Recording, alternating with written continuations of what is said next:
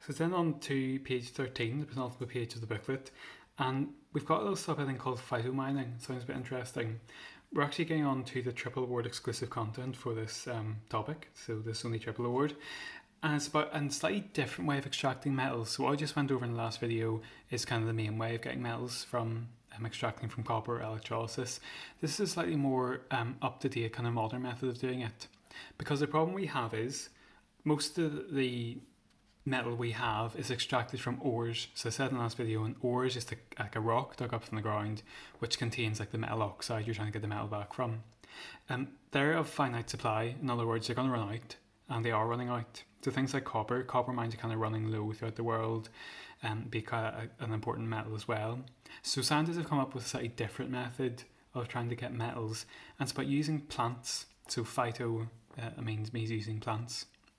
So basically the idea is this. So if I have a plant in the ground, as it grows, obviously it's got roots.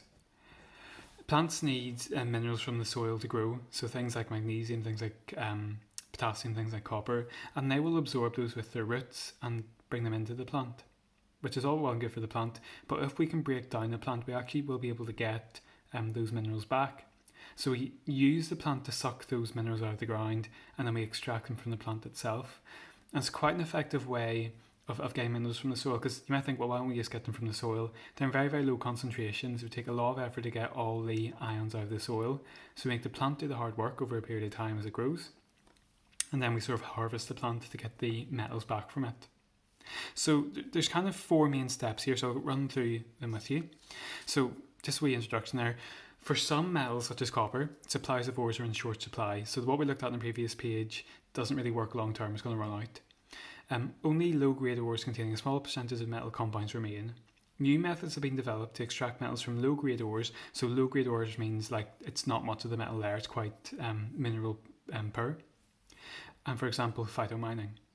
Phytomining, by definition here, is the use of plants to absorb metal compounds from the soil as part of metal extraction. You're getting the plants to do the work for you to get metals out of soil. It's a very new topic. It hasn't come up in the exam that often, if at all, but there's 4 steps you're meant to know about for how this actually takes place. Nothing too detailed, but just some stuff to learn off. So the first step you do is you grow the plants in these soils, and what the plants will do is they'll absorb those metal ions from the soil. So plants absorb mineral or metal ions from the soil because they need them as nutrients. So those metal ions are now within the plant. Then we do something quite cool. We burn the plants, and we burn them down to an ash, and that ash is going to be quite rich in those metal compounds because the metal compounds can't disappear. They're sort of trapped in that ash. So produces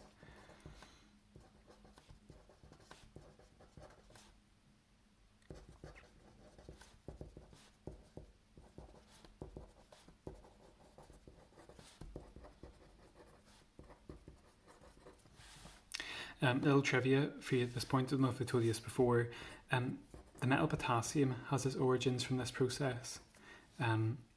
Potassium comes from the word potash because they discovered potassium from the ashes of plants that have been burnt into pots. So it's got an historical use as well. Once you've got the ash, which is rich in metal compounds, we need to kind of get the metal out. So the first thing we want to do is dissolve those metal compounds, and the way we do that is we add acid to it. So if we add acid, we get a solution of the dissolved metal compounds.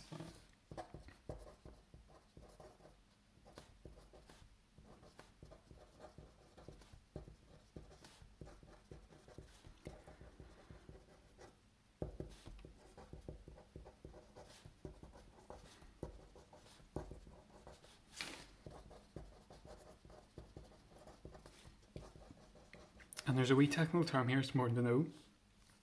That dissolved solution, once you've added the acid, has got the technical term a leachate. So it's a solution like concentrated with metal ions that you've made by adding acid to ashes, called a leachate. So what you got at this point, let's say we've got copper here. Basically we've got a copper solution. So we've got the ions dissolved in solution, but we want them actually as a solid metal. How we actually do that is we do a displacement reaction. So we add a slightly more reactive metal than copper, like iron, So we can use a scrap iron taken from like recycling processes, and it'll displace the copper from solution, because in some situations copper is more actually useful than iron. So we displace the metal using scrap iron. It's just a displacement reaction. So displacement reaction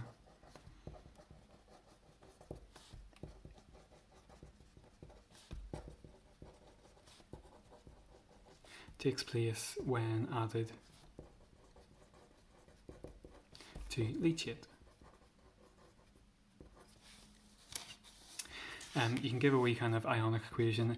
You might not be too happy with this equation for now. We haven't really looked at these styles of ionic equations that much, but we'll come back to them in a later topic. You can just jot it down for now.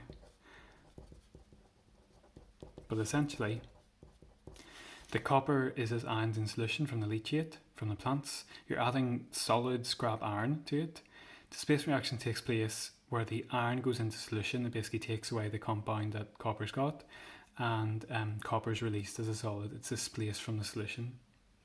That's the thing you maybe could be asked about, is some pros and cons of phytomining, why we might do it, why we might not do it. A couple of advantages I haven't mentioned.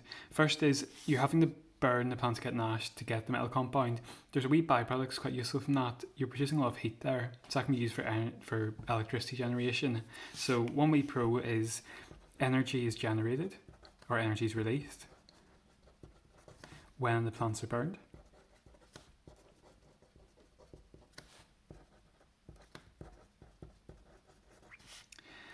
And the other thing is, we're comparing this to like quarries and digging up from the ground. That's quite a polluting process, a lot of machinery. Does it actually less environmental harm?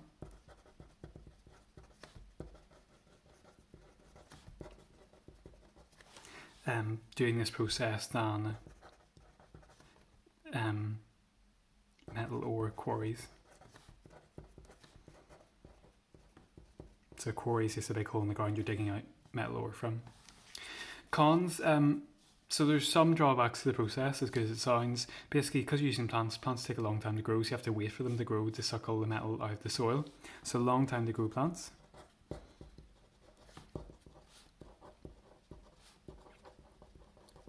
And the second drawback is that the supply isn't continuous. What that means is, once you've actually harvested your plants, you have to wait for them to grow again. So you can't continue to be extracting metal. You have to do it in batches, which obviously isn't very good as a company, because you've got metal some of the time, but not other parts of the time when you're waiting for plants to grow. So the little section on extracting metals, a little bit strange. As long as you know those 4 steps about how you actually get the metal out of the soil using plants, you've got plenty to go on for a wee kind of 3-mark question in the exam.